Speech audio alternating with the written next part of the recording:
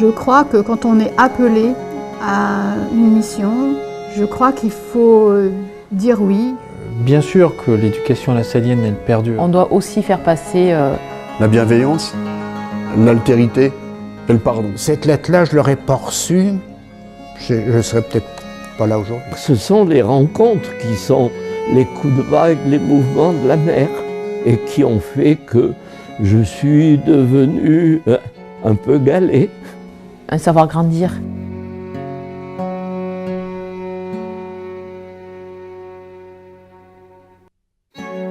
Il y a quelques années, j'ai fait la rencontre de Jean-Baptiste de La Salle, et ça a changé ma vie d'éducateur et ma vie tout court. Pour Jean-Baptiste de La Salle, rien ne s'est passé comme il l'avait pensé. Sa vie s'est faite au vent des rencontres, d'engagement en engagement, sans l'avoir prévu dans les commencements. On pourrait dire aussi de rencontre en rencontre sans que le chemin ne soit tracé. Elles ont changé à chaque fois le cours de ma vie et le cœur de mon œuvre.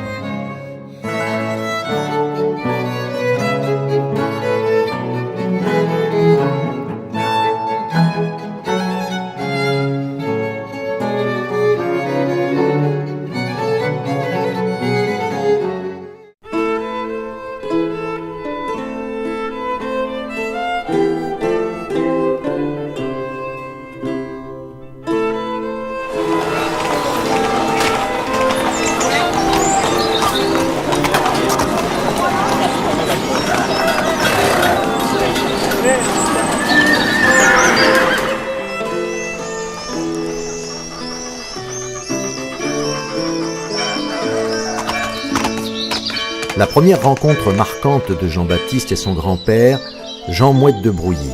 Souvent, pendant les vacances, il va dans sa propriété près de Reims. C'est l'occasion, certainement la seule, de rencontrer des gens qui ne sont pas de son rang.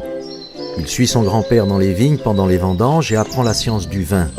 Le soir, il se joint aux ouvriers agricoles et aux voisins pour danser et vivre ces moments avec eux.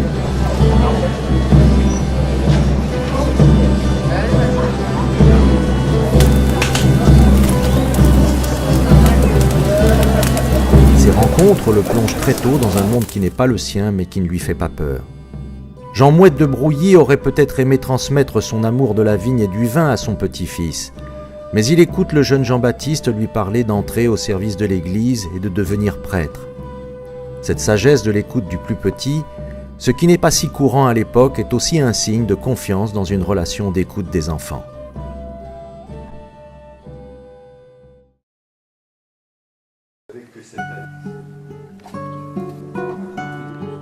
Les choses nouvelles, ils les connaissent moins que nous, puisque c'est un peu nouveau pour eux. Et quand ils étaient enfants, ils connaissaient pas. D'accord, ils n'avaient pas de téléphone? Si, mais des vieux. Enfin, pas des comme on a aujourd'hui. Pas des iPhones. Ils disent plus oui que non, parce qu'on est leur petit-fils et donc une petite fille. Est-ce qu'il vous arrive de demander à vos grands-parents des choses que vous ne demanderiez pas à vos parents? Par exemple, la PS4, je ne demanderai pas à mes parents parce qu'ils me diraient non, avec mon grand-père, lui, il me dit oui. Je vais pas utiliser mes grands-parents, mais je leur demanderai. Et s'ils me disent non, j'assisterai pas parce que si c'est non, c'est non. Et si c'est oui, c'est oui. Vos grands-parents sont plus indulgents que vos parents. On a l'impression de mieux être écoutés parce qu'on peut leur parler. Parce que des fois, nos parents, ils n'ont pas trop le temps qu'on leur parle et tout. Si c'est un problème avec nos parents, on va plutôt en parler à nos grands-parents parce qu'ils les connaissent mieux. On a envie de leur parler parce qu'on a besoin de tout relâcher quand on a un problème avec nos parents, qu'il y ait des soucis, de leur expliquer pour qu'ils nous disent un peu leur avis et pour qu'ils essayent de nous consoler. Ils sont plus cool. Par exemple, si on fait une bêtise, ils vont pas trop nous engueuler, ils vont nous dire c'est pas grave, la prochaine fois il faudra pas recommencer. Avec les grands-parents, comme il y en a qui sont en retraite, on peut partir avec eux, du coup, en vacances. C'est un pays étranger, on va à plein d'endroits. Oui, c'est bien. On peut s'amuser et au moins comme ils n'ont pas trop l'habitude de leur téléphone, ils sont pas trop dessus, ils prennent juste des photos. On rigole davantage avec les grands-parents? Oui. On s'amuse bien, mais des fois, quand il y a des jeux plutôt de rapidité, des fois ils sont moins rapides que nous. Alors ils perdent. Oui, voilà. Il y a des jeux, par exemple, qui connaissent pas les règles et que nous on connaît. Il t'arrive d'embrouiller tes grands-parents? Mon frère, ça lui arrive. Quand on passe du temps avec nos grands-parents, ils apprécient le temps qu'on passe avec eux. Les jeux de société. Ma grand-mère, elle fait sa sieste quand elle se réveille. Des fois, elle veut un verre d'eau. Du coup, des fois, je lui apporte. Ouvrir les volets parce qu'après, ils vont se faire mal au dos. Pour faire le ménage aussi. Moi, j'aide mes grands-parents, par exemple, ma mamie à faire la cuisine ou quelque chose. Parce que des fois, elle m'apprend et je le fais avec elle. Moi, mon grand-père, en fait, il fait visiter Paris et il m'apprend plein de choses sur l'histoire des monuments. En fait. Moi, mon grand-père, avant, il était mécanicien et après, il m'avait appris, par exemple, plein de choses.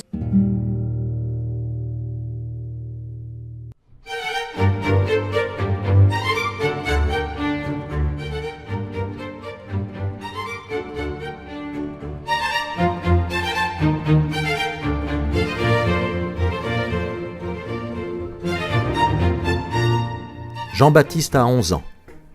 Il est chanoine à la cathédrale de Reims. Il y rencontre Nicolas Roland, qui devient son ami puis son conseiller spirituel. À la mort de ses parents, Jean-Baptiste doit s'occuper de ses 11 frères et sœurs, ce qui interrompt ses études de prêtre. Nicolas Roland l'accompagne et l'invite à poursuivre sa préparation religieuse. Il le guide dans ses premiers pas de prêtre, ce qui n'est pas simple dans l'église de la fin du XVIIe siècle. Il a fondé aussi une congrégation religieuse, les Sœurs de l'Enfant Jésus de Reims, qui s'occupe de l'éducation de jeunes filles pauvres. Et peu avant sa mort, Nicolas Roland confie à Jean-Baptiste la charge de cette œuvre éducative. Cette rencontre spirituelle est donc le premier pas de Jean-Baptiste dans le monde de l'éducation. Moi, je n'étais pas une très bonne élève, une élève plutôt médiocre, voire passable. Alors que tous les autres me disaient que j'étais tarée en sciences. Tarée, hein, le mot est quand même très dur pour un enfant. Et cette dame est venue vers moi un jour et m'a dit « Écoutez, mademoiselle Duquesnoy, vous êtes quelqu'un de curieux et vous aimez comprendre ce que l'on vous enseigne. Vous êtes suffisamment acharnée et curieuse pour aller chercher plus loin et pour mettre bout à bout tous les éléments pour comprendre le cheminement de la pensée. » On ne me l'avait jamais expliqué comme ça. J'ai voué pour elle une véritable admiration et j'ai travaillé d'une part pour moi, mais j'ai surtout travaillé pour elle. Parce qu'elle a cru en moi, elle m'a fait confiance, elle est venue vers moi, elle m'a expliqué quand je ne comprenais pas. Elle était toujours disponible, c'était la vieille école, hein, c'était le professeur vraiment qui était attaché à son métier, attaché à son enseignement. Et elle avait des cours, alors c'est peut-être une vieille méthode, mais les titres en rouge, les sous-titres en vert, les sous-sous-titres en noir, les problématiques en noir, l'exercice en bleu et la correction et la conclusion en rouge. Et je le fais toujours. Et c'est ma voisine à Clermont-Ferrand et je vais toujours la voir. Et puis il y aura la rencontre, celle qui, au coin d'une rue, va changer la vie de Jean-Baptiste.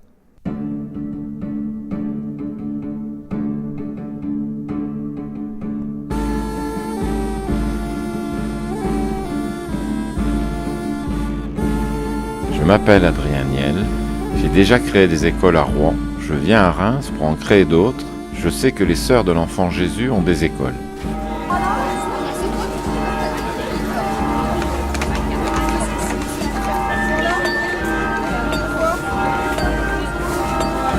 Mon père, j'ai besoin d'aide. On parle projet, finances, lieux, matériel. Très vite, Adrien Niel va ouvrir une, puis deux, puis trois écoles. Ils échangent sur la classe, les maîtres, et puis Adrien Niel quitte Reims pour essaimer ailleurs, ce qui a pour conséquence de laisser à Jean-Baptiste le soin des écoles sans y être vraiment préparé. Nous ne savons pas ce qu'ils se sont dit, ni si la séparation a été sereine. Ce qui est sûr, c'est qu'il y a eu un passage de témoin. Il a reçu cette nouvelle charge comme un appel de Dieu. Sans cette rencontre, il n'y aurait certainement jamais eu d'école des frères des écoles chrétiennes.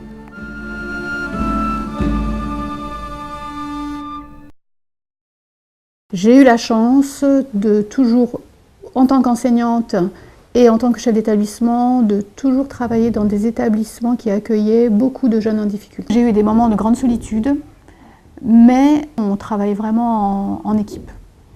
Et je pense que c'est ça qui m'a renforcée. Bien sûr que l'éducation lassallienne, elle perdure. Aimez-vous les uns les autres, c'est pas une phrase qu'on va dire tous les jours, c'est essayer de favoriser l'entente entre les personnes, de les aider à vivre ensemble. Je décris toujours nos établissements lassalliens comme des établissements qui relient l'enfant, l'éducateur et les parents. 3 côtés, et que les côtés sont des canaux de dialogue en fait. Et que toutes les fois où un des côtés dysfonctionne, ça ne peut pas fonctionner. La politesse, les savoir-être, mais aussi la camaraderie. Les familles sont clairement en demande de ces valeurs. Et à l'inscription, on entend souvent de dire pourquoi vous venez ici, mais parce que je recherche un ensemble de valeurs et de personnes qui tiennent ces valeurs. Première méthode, c'est quand même l'exemple des adultes. Alors bien sûr, ça ne fait pas tout, il ne faut pas idéaliser, mais ça permet quand même de simplifier cette transmission. Peu importe qu'on fasse des médecins, des notaires, des plombiers, des éboueurs, le tout c'est qu'on fasse des jeunes qui soient bien dans leur tête, capables de prendre des décisions, capables de discerner.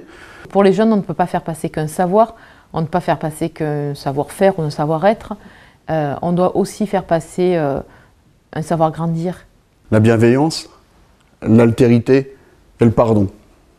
L'altérité dans un établissement comme le nôtre, dans des établissements comme les nôtres, ça a du sens. S'attacher à l'autre, ça a vraiment du sens. C'est en rencontrant l'autre dans sa différence qu'on s'enrichit. Moi, je ne suis pas pour un repli des établissements et je pense que c'est vraiment un projet lassallien au sens large que d'avoir un établissement qui soit ouvert sur l'extérieur et ouvert à tous.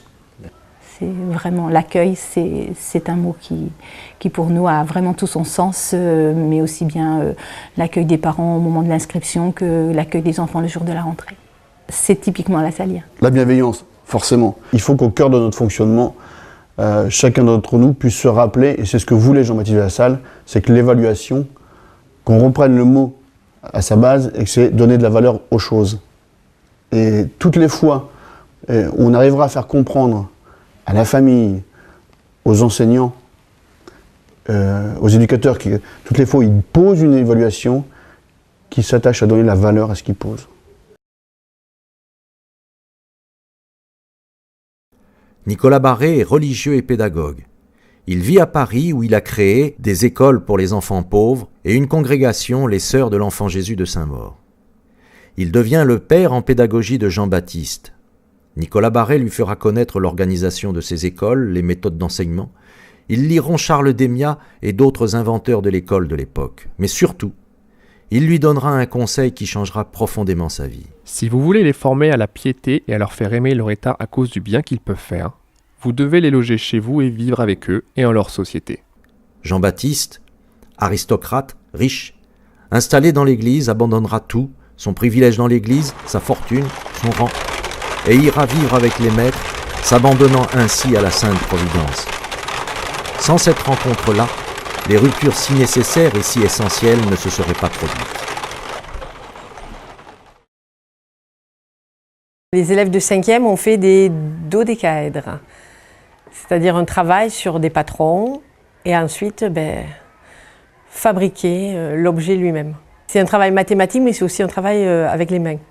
C'est important pour la mobilité de la pensée d'avoir aussi une mobilité des mains.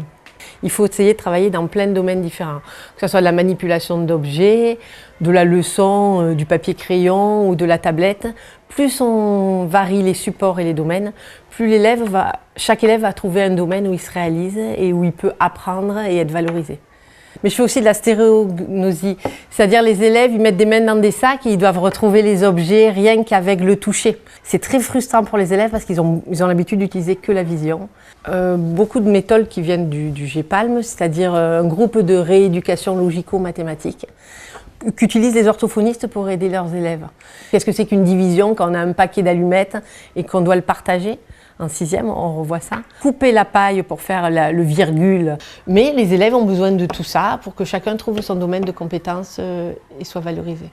Donc dans une carte mentale, on a donc une idée centrale. Et cette idée centrale, on va chercher à décliner finalement, à mettre sur cette carte mentale les mots-clés que l'on peut associer à cette idée. Donc, fiche lecture d'un roman. On peut décliner l'idée autour de l'auteur, qui il est, quand est-ce qu'il a vécu, un peu ses œuvres. Et puis après, on va s'intéresser plus particulièrement au livre lui-même. Alors le livre, on peut faire une branche sur les personnages. Ici, les différents personnages. Où se situe l'action. Ensuite, on pourra faire communiquer les branches entre elles. Donc au final, l'élève, quand il aura sa fiche de lecture, sur un même plan, grâce à la carte mentale, en fait, il va voir les liens se faire. Et c'est en ça que c'est un outil très intéressant. On a des enfants qui arrivent avec un monde autour d'eux qui n'est pas celui que nous, on a connu. Et c'est à nous, justement, leur donner aussi les moyens de s'adapter à leur tour à ce monde-là. Et ça nous demande, de notre part à nous aussi, finalement, d'être en constante évolution et d'accepter ces changements.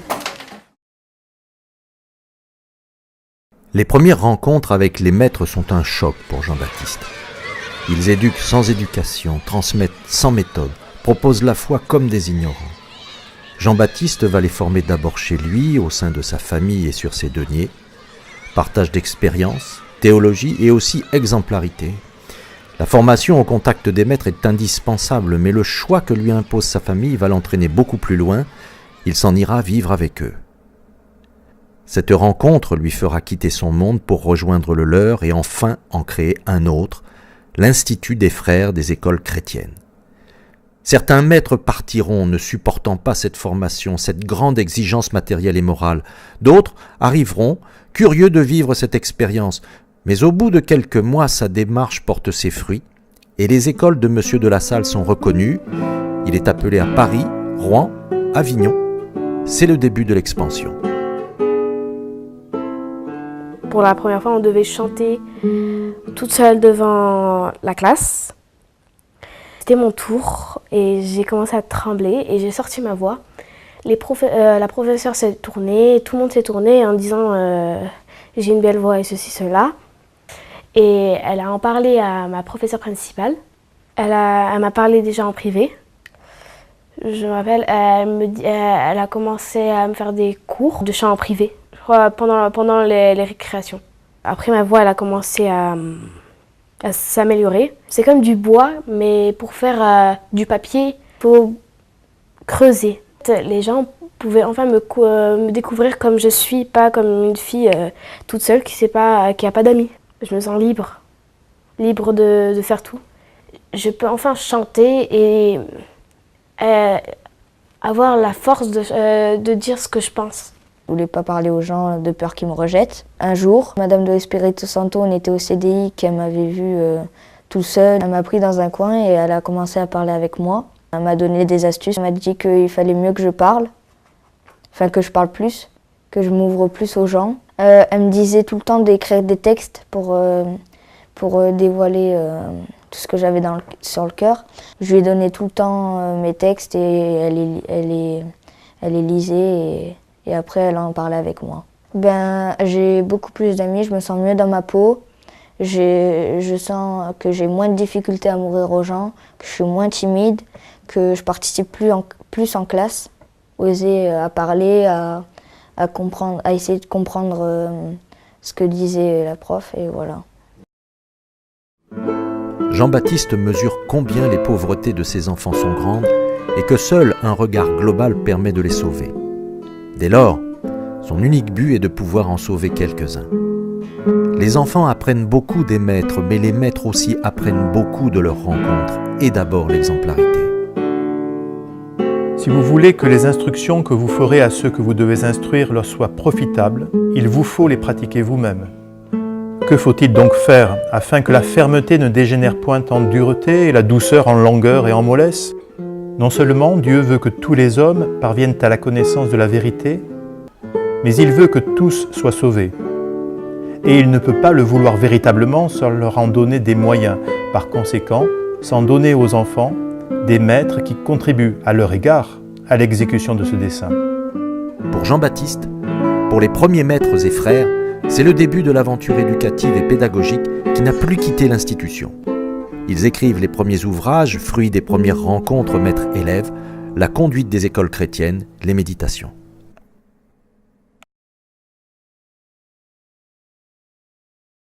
c'est une rencontre avec une classe. Ça, je crois qu'à ce point-là, même c'est sûr, ça ne m'est arrivé qu'une seule fois. L'alchimie d'une classe, des choses qui se jouent là aussi, on ne sait pas trop pourquoi. J'ai été portée par une classe pendant une année. Ils le savent, ils sont jeunes, ils ne se rendent pas compte à quel point, mais moi j'avais envie de l'évoquer par rapport à ce thème de la rencontre, un peu pour rendre hommage aux élèves. Je comprends qu'à leur âge, c'est complètement normal, mais ils ne se rendent pas compte justement à quel point ils nous enrichissent.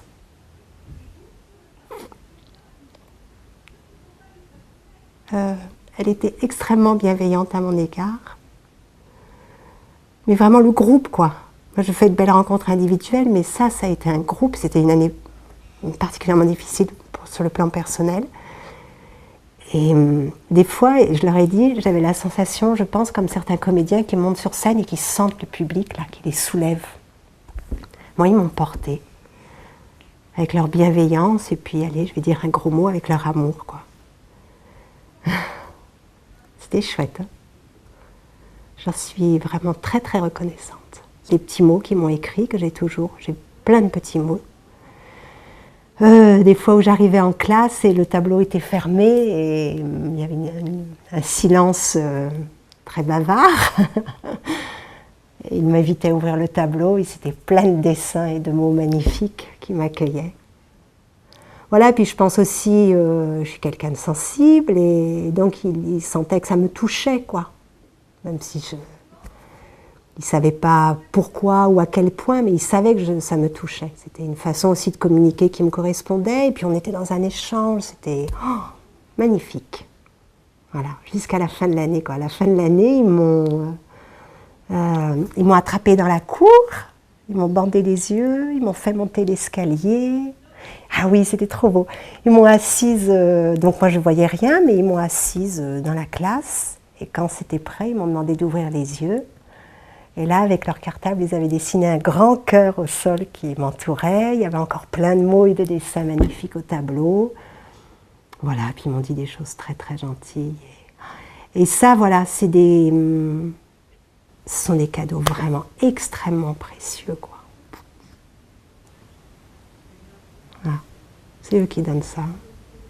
C'est chouette.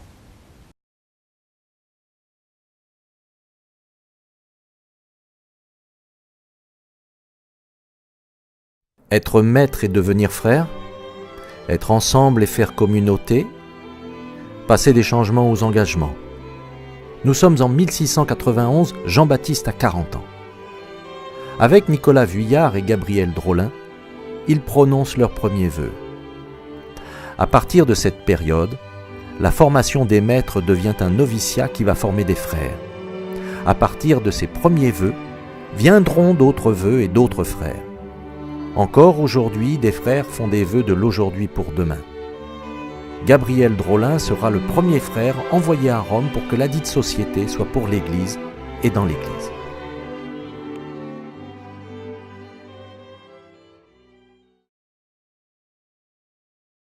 C'est des jeunes filles en fait qui étaient placées par la DAS en foyer ou en famille d'accueil pour des questions de violence, d'abus. Enfin bon, c'était vraiment, oui, vraiment difficile. Et pour moi, ça a été une plongée dans un monde que je ne connaissais pas, un monde un peu l'enfer, quoi. Quand on est enseignant, on aime ce que l'on fait, ce que l'on enseigne, et on a un peu l'impression que les autres, ils vont être contents d'apprendre, parce que moi j'ai souvent été contente d'apprendre, mais en fait non, pas du tout, c'est pas leur priorité.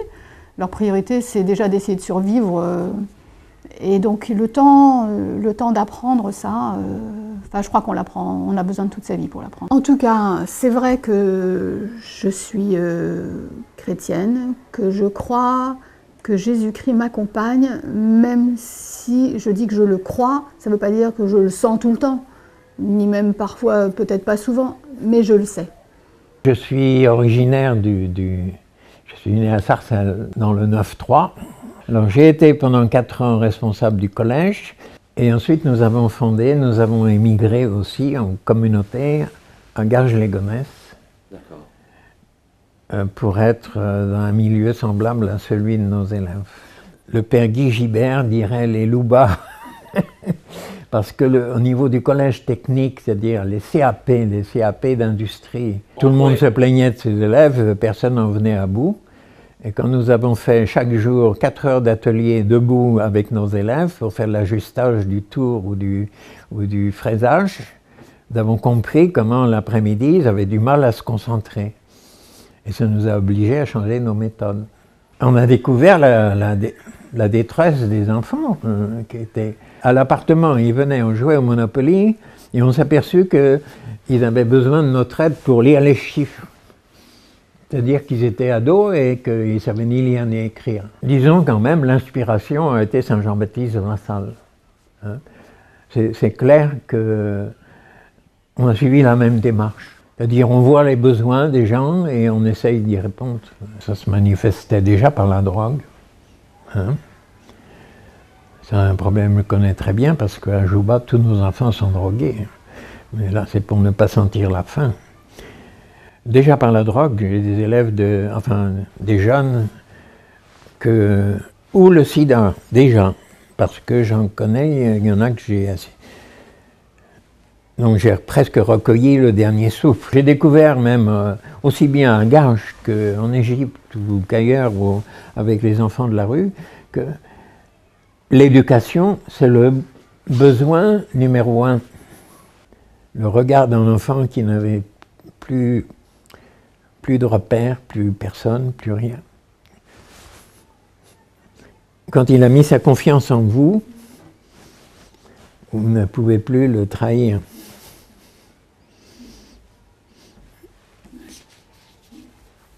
Alors ça, c'est un vrai déclic. On apprend, on est toujours débutant. Jean-Baptiste fait aussi des rencontres douloureuses qui l'ébranlent dans sa vie, dans son institut, dans sa foi. À Paris et aussi dans d'autres villes, le succès des écoles fait des jaloux, notamment parmi les maîtres écrivains. Jean-Baptiste commet sans doute des erreurs. Procès, retrait de sa charge, mise à l'écart, fuite, et un nouveau procès qui le touche profondément, car il est condamné non seulement aux yeux de la justice, mais aussi de certains de ses frères et de l'Église. Sa fuite vers Marseille ne fait qu'aggraver la situation.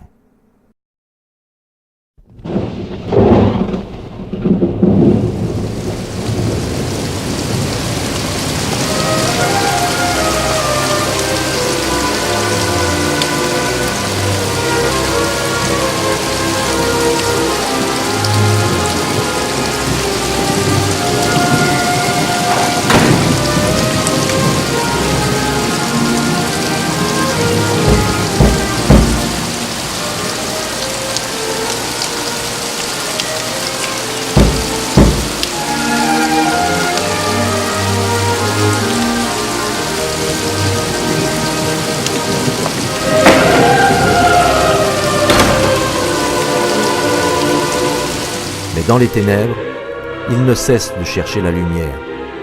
Jean-Baptiste, loin de l'Institut, vit cette traversée du désert comme une remise en question et aussi une occasion de chercher une autre organisation, une autre structure qui pérennisera son œuvre. Ces rencontres douloureuses, ces doutes aggravés par la maladie, auraient pu faire disparaître l'Institut.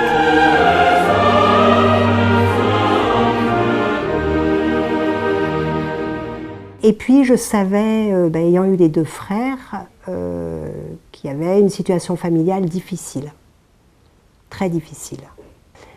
Il se trouve que j'étais en salle des professeurs toute seule quand j'ai appris qu'il avait fait une fugue. Et comme j'étais disponible, j'ai pris ma voiture et je suis allée le chercher dans le quartier. Et je l'ai retrouvé. Et nous sommes rentrés au collège et voilà, j'ai été son interlocutrice. Donc il a beaucoup parlé. Et j'ai découvert la vérité de son histoire familiale, puisqu'en fait, jusque-là, tous les enseignants, il y avait une version officielle et puis il y avait la vérité. La version officielle, c'est que la maman était décédée. Et en fait, cette femme n'était absolument pas morte. Juste les enfants n'avaient pas le droit de la voir. Vous imaginez tout le reste. Voilà. J'ai essayé d'être à son écoute, de l'accompagner. J'ai fait un signalement. J'ai été toute seule. Voilà, j'ai pas du tout été accompagnée. Et je pense que je suis sortie de mon rôle d'enseignante. Ils ont été placés très rapidement en foyer. J'allais les voir après les cours. On correspondait par écrit. Ça s'est arrêté parce que j'ai rencontré les éducateurs qui m'ont demandé d'arrêter, qui ont été très chouettes avec moi, enfin, très délicats. C'est quelque chose que j'ai jamais oublié, qui m'a beaucoup questionnée, et je crois qu'il m'a questionnée sur la place qu'on a en tant qu'enseignant. Je pense que c'est une question centrale, la place que l'on a, que l'on veut bien prendre, que les élèves nous donnent. On est sûr de l'humain, jusqu'où on doit aller. Avec le recul, moi je sais que j'ai été touchée par rapport à ma propre histoire, donc forcément je suis sortie du cadre professionnel. Je me demande toujours si j'ai bien agi, si je n'ai pas été trop loin, si j'ai été aidante pour ces enfants. Et depuis, c'est vrai que la place que je peux, que je dois avoir dans le respect des enfants est quelque chose de très présent pour moi.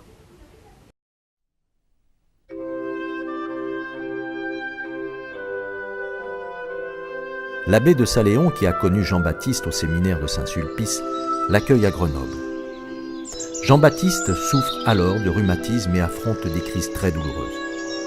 L'abbé lui conseille d'aller se ressourcer sur une colline au-dessus de la ville où se trouve un ermitage, Parménie. Sœur Louise, une religieuse déjà âgée et qui, elle aussi, a vécu des doutes semblables, l'y accueille. Ils marchent dans la colline, ils échangent, et cette rencontre éclaire pas à pas le chemin de Jean-Baptiste. Peu à peu, la lumière remplace les ténèbres et l'éclaire sur son engagement, sur son parcours, sur ce que Dieu lui demande. Alors, quand arrive la lettre des principaux frères qui lui demandent de respecter ses vœux et de reprendre sa charge de l'Institut, il est en état de l'entendre. Cette demande serait peut-être demeurée lettre morte sans les paroles de Sœur Louise. Il ne faut point abandonner la famille dont Dieu vous fait le Père. Le travail est votre partage.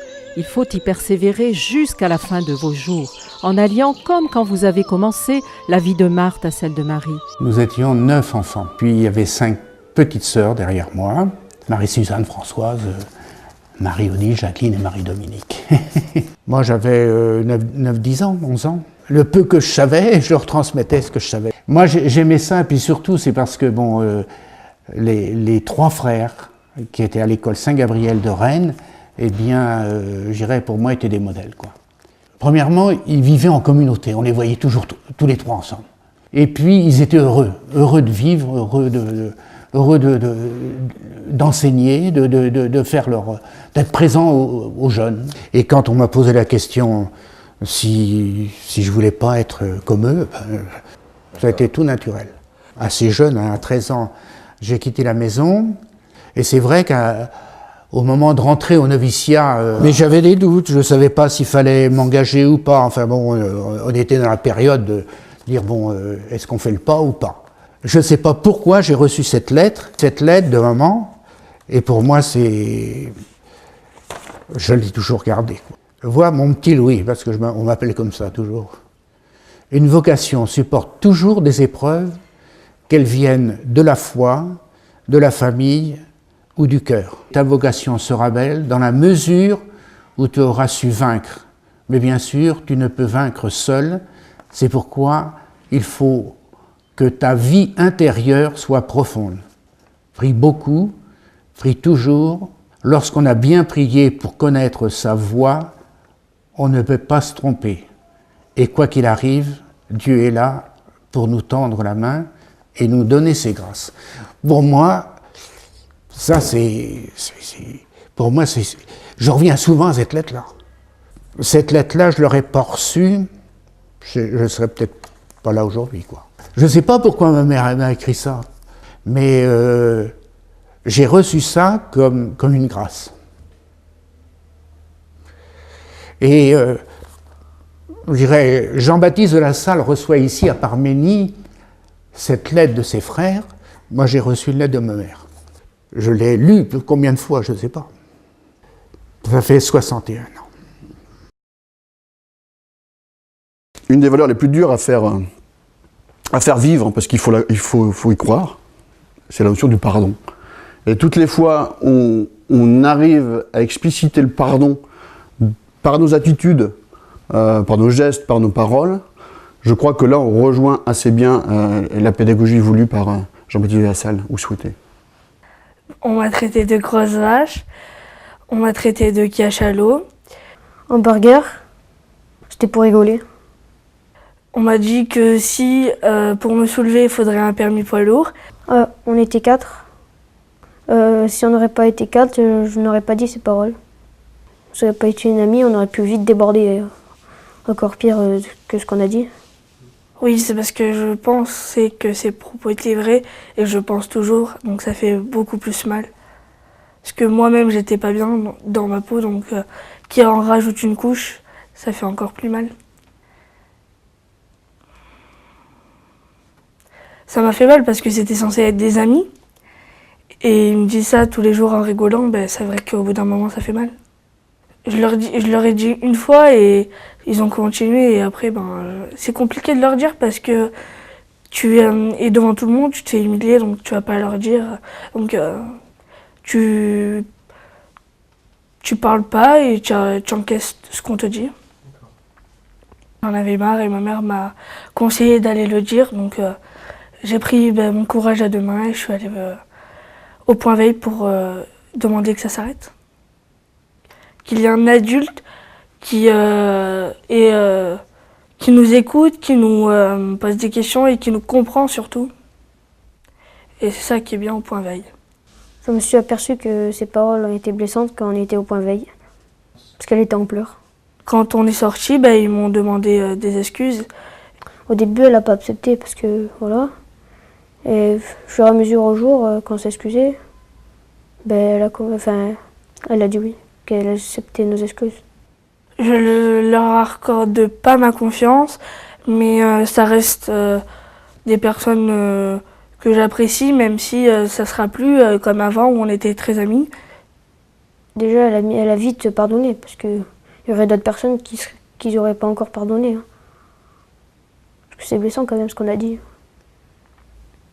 Parce que, à mon avis, elle a plus trop envie de nous adresser la parole. Est-ce que tu penses que ça peut revenir un jour, ça? Je pense pas. Parce qu'on l'a quand même fait pleurer. Hein. Mais tu penses que le pardon, ça n'arrive jamais? Si, mais pas dans ces conditions-là.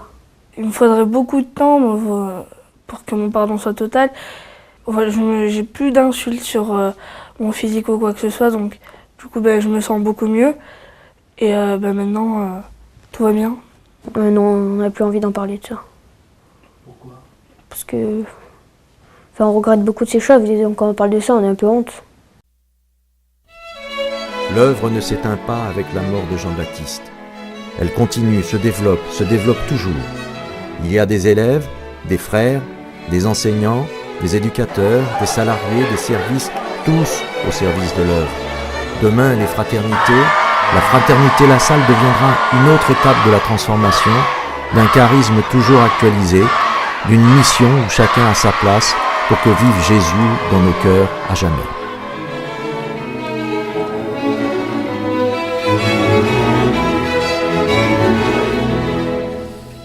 Alors Tintin, c'est moi qui l'avais découvert, par ma famille, etc. Harry Potter, c'est ma belle-sœur qui me dit, j'ai acheté le premier tome d'Harry Potter, il faudrait que tu me dises un peu ce que c'est. Je ne connaissais pas.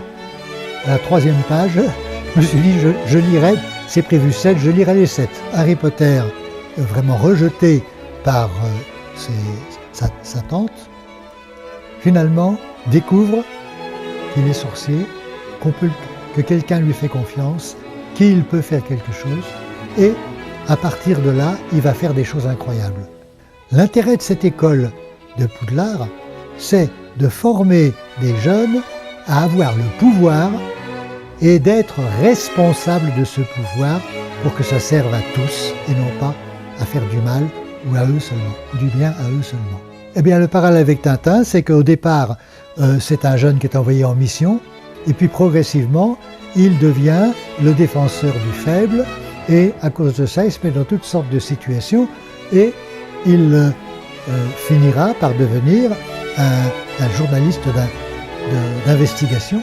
Et à cause de ça, le personnage de celui qui est plus petit que les autres, qui n'a pas peut-être la force, mais il a l'intelligence, et surtout, il développe de la confiance, de l'amitié. Et il va le rendre au capitaine Haddock, qui est d'abord une éponge remplie de whisky, et puis qui progressivement devient un homme responsable, à travers pas mal de rechutes. Mais en même temps, ça donne quelque chose de ce que c'est qu'une relation de confiance. Lui aussi a fait confiance. On lui a fait confiance, lui aussi fait confiance. Le galet, avant de devenir galet poli, il est passé par différentes étapes. C'est la caresse des vagues, c'est le mouvement de la mer. J'ai été formé, j'ai eu les aspérités un peu adoucies. Certaines ont disparu, etc. Et donc ce sont les rencontres qui sont les coups de vague, les mouvements de la mer, et qui ont fait que je suis devenu, voilà, un peu galet.